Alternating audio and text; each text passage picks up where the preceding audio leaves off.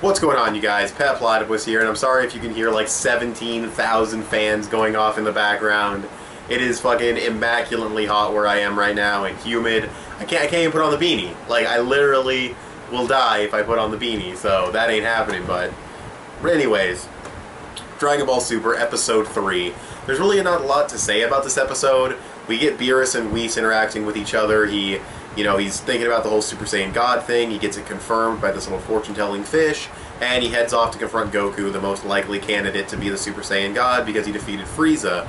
On the other side of the story, we have Bulma's birthday party, which takes place on a cruise liner ship, like that crazy, stuff, fucking win sweepstakes type crap, except she can just do it on a Tuesday because she's so rich. Everyone shows up. You got Krillin, you've got Android 18, his whole family, Piccolo, everyone's there. Yamcha, Tien, immortal Chaozu, who will forever seem like he's young as fuck, even though he's probably older. Yeah, and as far as Krillin goes, it just throws me off because he sounds just like Japanese Luffy from One Piece, and I know that she was voicing Krillin before Luffy was even thought of as a character, but still, I'm more familiar with that voice coming out of Luffy's mouth than Krillin, so it kind of throws me off, but it's whatever.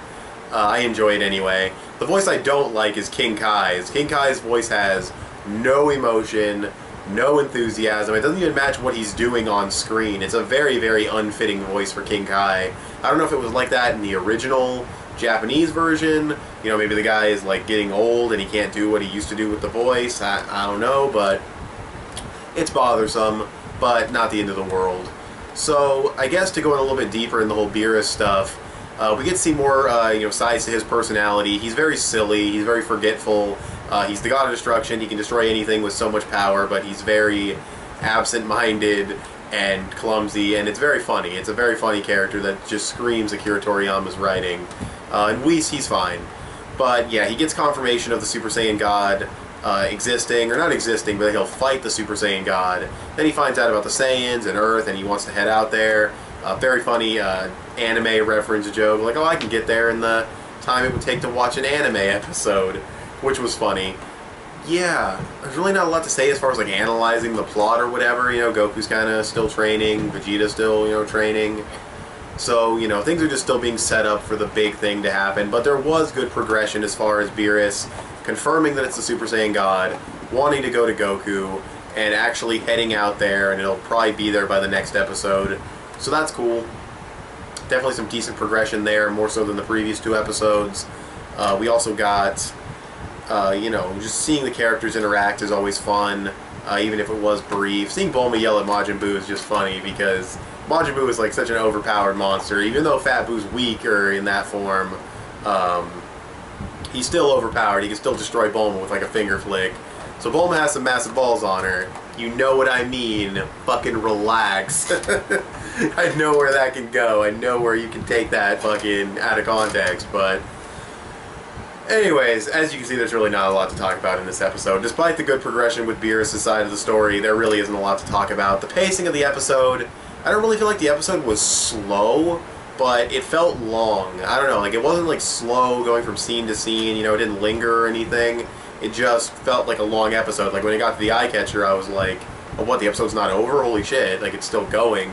So, yeah, you can take that for what it's worth. It's not really a criticism, just really pointing out that it felt like a long episode.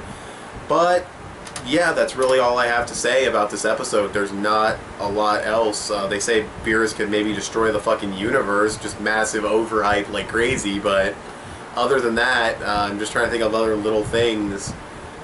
No, I can't really. I mean, there's also Beerus saying that he told Frieza to destroy Planet Vegeta and destroy the Saiyans because he didn't like the Saiyans.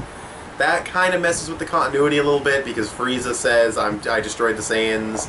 Or I don't think he admits it, but the reason why he destroyed the Saiyans was because he was afraid of how strong they may become in the future. And it could be a mixture of both. It's not really that big of a deal, but still it is something to point out. This is a review after all. But anyways, that's really all I have to say. I'll probably give this episode like a 7.5 out of 10. It's a good episode of Dragon Ball Super. Nothing that'll blow your socks off, but I think it's probably as good as the previous episode, I'd say. And Beerus is always funny. So, anyway, Thanks for watching this video. Tell me what you guys think of Dragon Ball Super Episode 3 in the comments section below. Follow me on Instagram, that would be very cool. Give this video a thumbs up, that would be awesome. Subscribe if you haven't already or if you've liked what you've seen here, and I'll talk to you guys later. Bye.